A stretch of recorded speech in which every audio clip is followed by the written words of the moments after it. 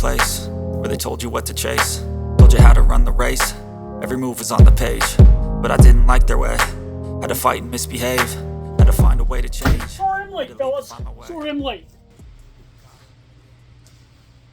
Alright. What are we talking about today? Why are you always late? You know how important this is to me? I said I'm sorry. What more do you want? I know it's important to you, so I showed up. Jeez. Just get on with the show. Alright. Welcome everyone. Today we're going to be talking about firewood storage. Haha! You got the mic! We're doing a podcast, guys! What did I tell you? Ignore the microphone. Firewood storage. Now that we've got this boiler system built, or did, did, back then, back in the past, we got firewood coming, and lots of it. So we need a place to put it and keep it dry. Why don't we just put it outside, like we always do? Because, dumbass, firewood needs to be dry. Dry? You think this stuff is going to be dry just because you put it in a building? Well, it's not going to be completely dry. I mean, it's not like we're going to use the old stuff first and the newest stuff last. We're just going to dump it in and keep the snow off of it and the rain and the hail. So the way we're doing this project is we're basically going to build a building. Some of you might call it a biotech. We call it a Quonset.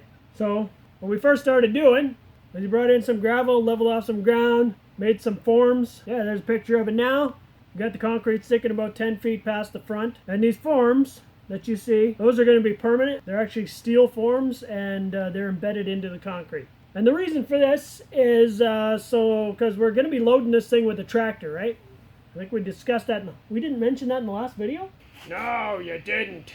You started murmuring something and you got totally off course. That's because you're old and you don't remember nothing. Hey, when you're older, you don't remember everything. Now, where were we? So we got the concrete covered, and that's basically to hold the moisture in, make it harder, blah, blah, blah, concrete crap. After the concrete was poured, we started building up on top of those forms to make the walls. The walls, yes, walls were made out of steel. Of course they were made out of steel. What else would you make them out of? Well, most people make walls out of wood, so there's that. Just trying to visualize. Yeah, and if they weren't made out of steel, what would I be welding on? Wood? Alright, quit yelling. We'll all get a chance to yell. Damn it!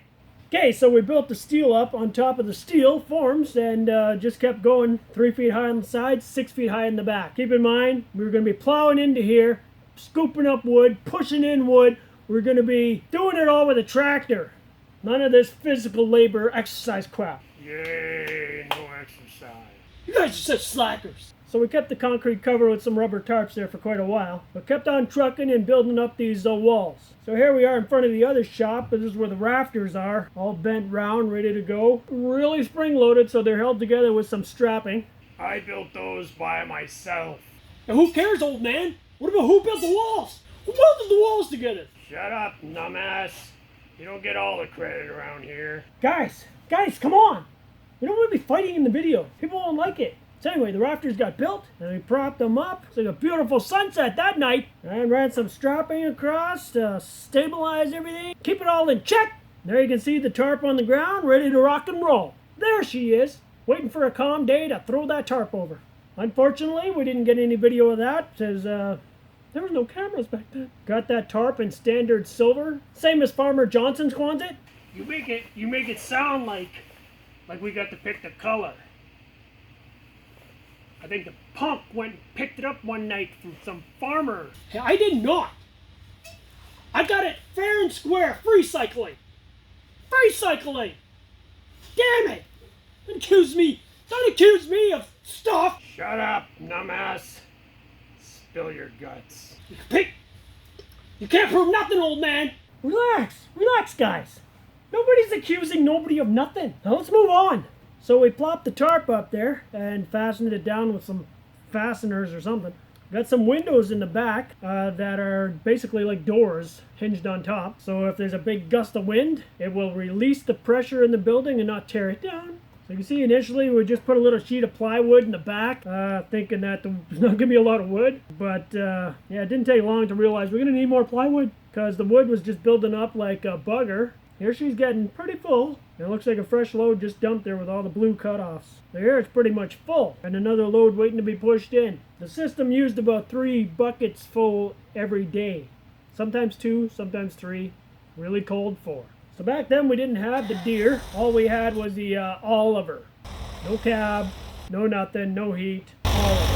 And that's what we used to load the boiler. That was an awesome piece of machine. I love that tractor. Are you kidding me, old man? New tractor's way better. I didn't say it was better, dumbass. I said I liked it. It had character. I like old things, like me. Oh yeah? Well, I like young things, like John Deere's. That didn't sound right. Yeah. So shut up unless you have a smart opinion or some welding crap to talk about. So here we have some crates on the side filled with wood, and that entire crate could go right inside the boiler. And if it was empty of ash, you could fit 2 of them in there. This is back when I was in the Chinese crate business, so I got tons of these empty crates. So I just started filling them up and putting cheap Chinese plywood on top and storing them for a rainy day, or a windy, blizzardy day, or a cold day, or whatever. So I had them all over the yard, man. They were stacks here, stacks down the middle, stacks everywhere. I mean, there was a lot of wood. So this is back before, this is the first year, eh? I didn't know how much wood we were going to use. I didn't know nothing. I just wanted to be prepared. So needless to say, I was. So here the Quonset's kind of getting full, and you get to the limit of, you can only push it up so and so much. There it's pretty much up to the rafters, eh? There's more than you can use. This is probably the middle of summer, seeing as how there's leaves on the trees.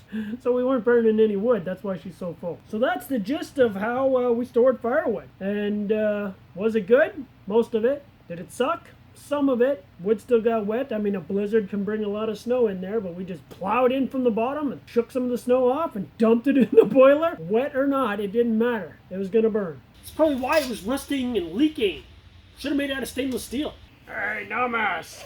You got any idea what a 4x8 sheet of 1810 stainless goes for? Kids. It's always about the money with you. It was actually about the money for all of us. It saved us millions, maybe billions, just heating with wood. But you had to be willing to put in the work. And the next picture here, it's now used for storage because we don't have the system anymore. Put it out of commission, put in a gas boiler system. Way better. I don't do any work, and neither do these guys, as stupid as they are. Stupid? Yeah. And so now it's used as a storage for wood and pots. Just a nice place to keep stuff out of the weather. A few years back, threw on a new tin roof because I wasn't staying dry in there anymore. Put a little peak in the front. Supposed to basically be converted into a barn now. So this stick out in the front is going to kind of peek out like the average barn thing where the trolley goes or something like that. You know me.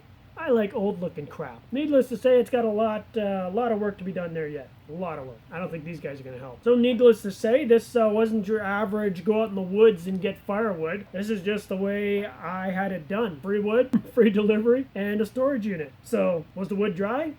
Not really. It's cut off wood, but it was free, so that was a bonus. Did these guys help? Not much, but we got it done. Did it heat this whole shop? Oh yeah, it heated it. 15 degrees all the time. And the shop the boiler was in, 30 degrees all the time. My house, 20-something degrees all the time. And same with the neighbors, whatever they kept it at. So needless to say, can be a half-decent system if you got the resource to get the stuff for free, even if you're paying for it. It can be done, it can be good, but there's a lot of crap to take into account. Feeding it with a tractor, that's one of them. Having dry storage, that's another. Big enough property, that's another. Alright, that's about all the info that we're going to dole out here today on firewood storage, at least my system. Let me know what your system is down in the comment section.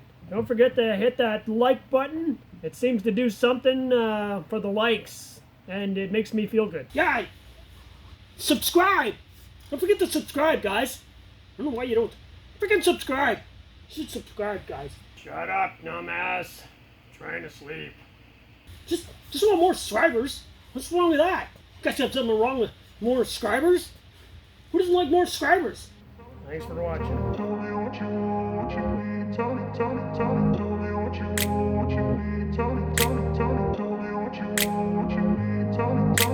I grew up in a place where they told you what to chase, told Told you how to run the race, every move was on the page. But I didn't like their way, had to fight and misbehave, had to find a way to change.